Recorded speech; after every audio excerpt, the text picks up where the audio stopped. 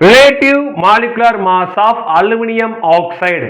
Aluminium oxide உடைய formula வந்து என்னன்னா Al2O3, ரைட்.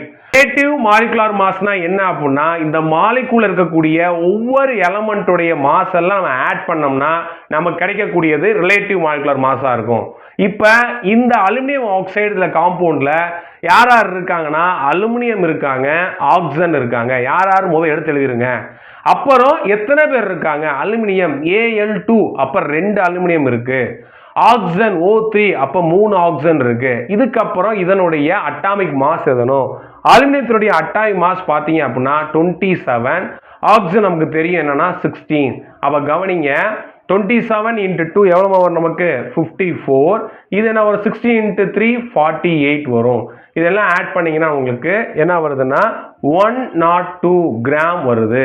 அப்ப அலுமினியம் ஆக்சைடு உடைய ரிலேட்டிவ் மாலிகுலர் மாஸ் வந்து என்னன்னு பாத்தீங்கன்னா 102 கிராம். இதுவே மோலார் மாஸ் கேட்டாங்கன்னா கிராம் பெர் மோல் மட்டும் போட்டா போதுமானது.